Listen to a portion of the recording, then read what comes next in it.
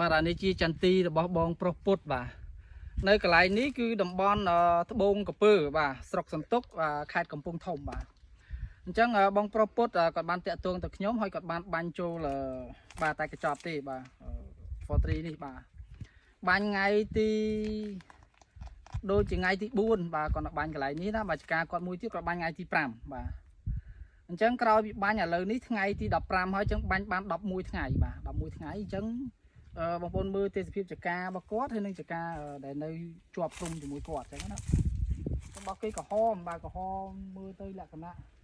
ឲ្យវាត្រួយវានៅខ្មៅបងប្អូនបាទតែសម្រាប់របស់គាត់ក្រោយពេលបាញ់រយៈពេល11ថ្ងៃបងប្អូនសង្កេតមើលណាបាទបងប្អូនមើលវាត្រួយបាទនេះបងប្អូនមើលបាទគឺវាបែកអញ្ចឹងហើយបែកមកអញ្ចឹងឃើញទេបាទគឺប្រេះមកនេះឃើញទេត្រួយមកហើយត្រួយនេះត្រួយមកឃើញទេបាទនេះប្រេះមកឃើញទេបាទនេះប្រេះមកគឺទាំងអស់ណាបងប្អូនបាទក្រោយកាប់បាញ់អញ្ចឹងសំខាន់ណាស់បងប្អូនពីព្រោះតំបន់កន្លែងគាត់នេះគាត់ដាក់ជីនៅក្នុងខែ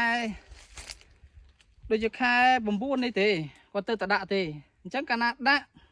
នៅក្នុងខែនេះមេឃសតុំចិញ្ជ្រុំភ្លៀងខ្លាំងវាធ្វើឲ្យអាជីដែលយើងដាក់ហ្នឹងទី1វាអត់សូវលាយល្អជាក្នុងការជ្រាបយកទៅលើបងប្អូនអញ្ចឹងយើងត្រូវការពឹងពពួកមីក្រូធាតុដែលមាននៅក្នុងជីធម្មជាតិដើម្បីបាញ់ទៅដោះជាតិទឹកដែលនៅជាប់គាំងនៅកន្លែងនេះបើអញ្ចឹងទេអត់ចាញ់ដូចចន្ទីនោះអញ្ចឹងណាអត់ចាញ់ទេបងប្អូនបាទអញ្ចឹងបងប្អូនមើលកន្លែងនេះអីគឺវាដូចជានេះបើកមាត់មកឃើញទេនេះបងប្អូនចាញ់មកឃើញទេបាទនេះចាញ់មកទាំងអស់អញ្ចឹងវាត្រូវការពេលបន្តិចព្រោះដោយសារតែ43នេះវាធម្មជាតិ 100% បងប្អូនអញ្ចឹងដែលខ្ញុំតែងតែឲ្យភ្ញៀវបាញ់របស់ដែលធ្វើការវាសមត្ថភាពវាដល់មកគឺ3សប្តាហ៍បើតែ20ថ្ងៃជាងគឺវាចេញមកហើយអញ្ចឹងអាត្រួយណាដែលវាមុនដំបូងរៀបចំចេញមកវារុញឲ្យត្រួយនឹងឆាប់ចាស់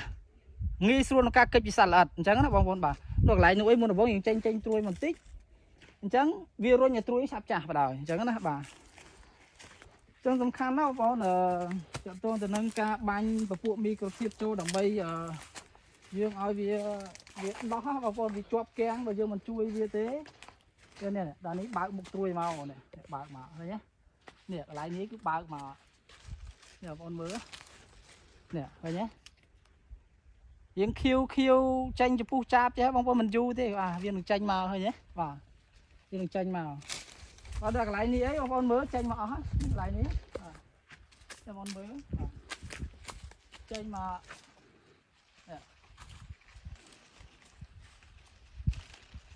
អូនមើលនេះឃើញទេចេញមកជាក្រោយបាញ់10ថ្ងៃនេះចេញមកវាចាំតែនេះទេបងប្អូនវាចាំតែចេញមកទាំងអស់ទេគាត់ថាត្រូវការពេលពីព្រោះដំណាំចន្ទីវាជាដំណាំមួយដែលធ្វើប្រតិកម្មយឺតជាមួយនឹងថ្នាំដែលយើងបាញ់ចូលទៅអញ្ចឹងយើងសង្កេតឃើញថានៅពេលដែលយើងបាញ់ធម្មជាតិការបដូររបស់វាអត់សូវលឿនខ្លាំងដូចគីមីទេបើគីមីគាត់ថាលើយើងបាញ់អាចមួយអាទិត្យវាចេញមកវូប៉ុន្តែវាឆាប់ទ្រាំទៅវិញតែបើចន្ទីនេះបើទោះណាជា3អាទិត្យក្រោយគាត់អត់បាញ់ចូលទៀតក៏វានៅតែដំណើរការទៅលូតលាស់ទៅមុខដែរវាយូរវាបានយូរបងប្អូនបាទអញ្ចឹងបើសិនជា3សប្តាហ៍ទៀតគាត់បាញ់ដូចតែគាត់ប្រាប់ខ្ញុំគឺចន្ទីនេះបាញ់តែម្ដងទៀតគឺវានឹងចេញត្រួយអស់បណ្ដោយត្រួយមុនវានឹងឆាប់ចាស់អញ្ចឹងបងប្អូនបាទអញ្ចឹងសំខាន់ណាស់បងប្អូនការប្រើប្រាស់ជីថ្នាំបើសិនជាយើងប្រើប្រាស់ជីថ្នាំមិនបានត្រឹមត្រូវទេគឺថាវាយ៉ាងម៉េចវាចេញផ្កាមកយឺតបងប្អូនចេញផ្កាមកយឺតវាចេញផ្កាមកហើយពេលដែលវាជួសផ្កាជួសក្តាប់អញ្ចឹងណាកាលណាវាអត់មានអាហារគ្រប់គ្រាន់ទេវាធ្វើឲ្យដំណាំមួយនឹងជួសការជួសក្តាប់អញ្ចឹងនៅក្នុងរដូវនេះបងប្អូនមានបងប្អូនខ្លះអាចប្រអងខ្ជុំហើយបានគាត់បាញ់ចូលអញ្ចឹងណាបាទអញ្ចឹងយើងរវាងបន្តិចក្នុងការរកជីធម្មជាតិដែលមានសមត្ថភាពមានពួកមីក្រូធាតុខ្លាំងដើម្បីបាញ់បញ្ចូលបងប្អូនបាញ់បញ្ចូល3 4អាទិត្យបាញ់ម្ដង3 4អាទិត្យបាញ់ម្ដងវាដឹងតែចេញមកផ្កាមកមុនគេបណ្ដោយបាទវាដឹងតែចេញផ្កាមកមុនគេតែងតែចេញផ្កាមុនគេជានិច្ចដោយសារតែវាមានអាហារគ្រប់កាលណាវាមានអាហារគ្រប់ហើយវារងសម្ពាធពីបរិយាកាសហើយដល់ពេលវេលាដែលវាប្រកាសគឺវាចេញមកឲ្យទៅដោយស្វ័យប្រវត្តិបណ្ដោយហើយវាចេញមកស្រស់ទៀតកាលណាវាមានអាហារគ្រប់វាចេញមកស្រស់ពេលដែលវាចេញមកស្រស់ហើយភាពផ្កាកាន់ក្តាប់អាហ្នឹងក៏វាមានទៅតាមនឹងដែរ